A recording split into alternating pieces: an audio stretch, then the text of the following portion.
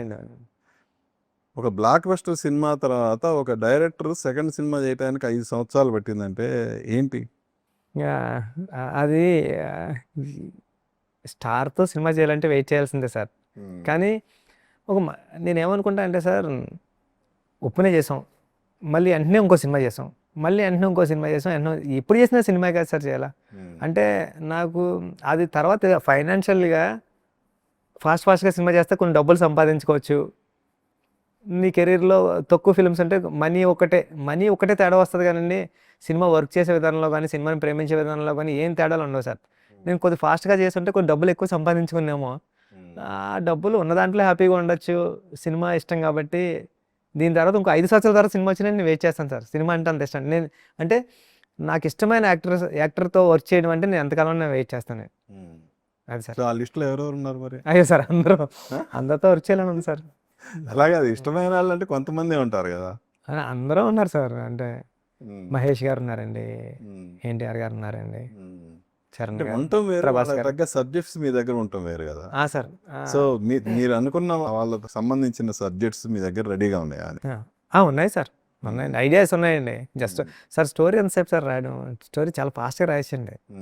Story సరసరమని రాసే story రాయడం కష్టపడాల్సిన అవసరం ఉండదు అనిపిస్తుంది సార్ నాకు. ఆ ప్రాసెసింగ్ ఉంటుంది కదా సార్, ఒక వెళ్ళి నేరేషన్ ఇవ్వడం అవన్నీ అదే లేదు. డైరెక్షన్ చేయడానికి ఏం రెమ్యునేషన్ ఇవ్వక్కర్లేదు సార్, నేరేషన్ ఇవ్వడానికి రెమ్యునేషన్ ఇవ్వాలండి ఆ టెన్షన్కి. సో బాలీవుడ్ ఆలోచన ఉందా? లేదు సార్, లేదా? లేదు సార్. నాకు ఏ లాంగ్వేజ్ రాదు సార్, తెలుగు తప్ప. So what next? అది June 4 తర్వాత తెలుస్తుందమ్మా సార్. ఇక్కడ అంతా సక్సెసే కదండి, దేవుడి దయ వల్ల సక్సెస్ కొట్టేస్తాడు. సో ఫైనల్గా last but not least Charan గురించి. సార్ చరణ్ సార్ లేకపోతే పెద్ద లేదండి. అంటే ఈ క్రెడిట్ అంతా నేను కానీ సతీష్ గారు కానీ మేము అంతా కలిసి ఆయనకి ఇచ్చేయాలండి. అంటే ఒక్కసారి కూడా ఏది నో చెప్పలేదండి ఆయన. అంటే ఎంత కష్టపడిపోయాడంటే అంత కష్టపడిపోయాడండి చరణ్ గారు ఈ సినిమా కోసం. దెబ్బలు కూడా తగిలినాయి కదా. దెబ్బలండి, చెయ్యికి దెబ్బ తగిలింది, చేతికి ఎప్పుడో అప్పుడెప్పుడు మన మగధీరప్పటి నుంచి తగిలిందంటండి, అది దెబ్బ కొద్దిగా గట్టిగా అయింది. కన్నుకి దెబ్బ తగిలింది. ఈ కుస్తీ కదండి, ఒళ్ళు హోనం చేసేసుకున్నాడు అంటారు చూసారండి, అలా హోనం చేసుకున్నాడు. అంటే నేను కంటిన్యూస్గా లాస్ట్ 75 days షూట్ చేస్తూనే ఉన్నామండి. నేను ఓకే చెప్పి రాసిన సీన్ తీయడానికి, యాక్షన్ కట్ చెప్పడానికి నేను అలసిపోయానండి. అలాంటిది ఆయన ఫైట్ చేసి మళ్ళీ ఫాస్ట్ షూట్ చేసి మళ్ళీ సీన్ చేసి అబ్బా అంటే నాకే బ్రీతింగ్ కూడా అంతలేదండి. అది చెప్తుంటే ఈ సార్ ఆపుదామండి, చేసేద్దాం డేట్ ఇచ్చాం కదా చేసేద్దాం అంటూ వెళ్ళి అలాగా కష్టపడి, అంటే ఈ క్రెడిట్ అంతా ఇవ్వాల్సిన చరణ్ సార్కి అండి, దాంట్లో తిరగలేదు. నేను ఇప్పుడు నాకులాంటి ఒక డైరెక్టర్ని, నాకులాంటి వాళ్ళు చరణ్ సార్ కోరుకుంటే 100 మంది వస్తారండి. కానీ రామ్ చరణ్ గారు బుచ్చిగడ్డకి రావడం అంటే అంత ఈజీ థింగ్ కాదండి. ఆయన ఏదో నమ్మాడు, ఆ నమ్మకాన్ని నేను నిలబెట్టుకోవడానికి మా టీం అంతా కష్టపడడం, ర్యాండీ గారు కానీ, నేను కానీ, రెహమాన్ గారు కానీ, అవినాష్ గారు కానీ, ఎడిటర్ నవీన్ ఉలి గారు కానీ. నవీన్ ఉలి కూడా 4 months నుంచి ఎడిట్ చేస్తున్నాను ఫిల్మ్.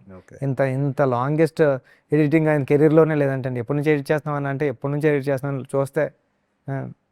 కాదు, బుచ్చిబాబు సనా చేతులు కట్టుకొని చాలా ఒబీడియంట్గా ఉంటాడు అని అంటారు, కానీ వన్స్ డైరెక్టర్ చైర్లో కూర్చున్న తర్వాత ఒక డిక్టేటర్ లాగా మారిపోతాడు అంటారు సార్. అలా ఏముండదండి, అది నిజంగా. అంటే అప్పుడు మైకులే ఇరిగిపోతాయి, అంత ప్రోడక్ట్ పాడైపోతుంటే భయం వేస్తుంది కదా సార్.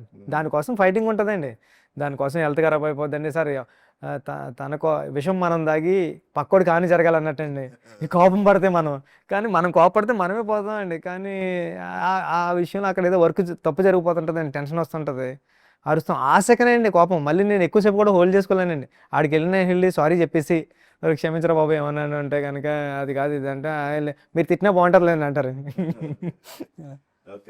ముగించబోయే ముందు మీ క్రికెట్ షాట్, ఇప్పుడు IPL జరుగుతుంది, చాలా మంది ప్లేయర్స్ ట్రై చేసి ఉంటారు కదా, ఎవరన్నా వచ్చి మీ షాట్ మేము ట్రై చేసామని కానీ ఏమన్నా చెప్పారా?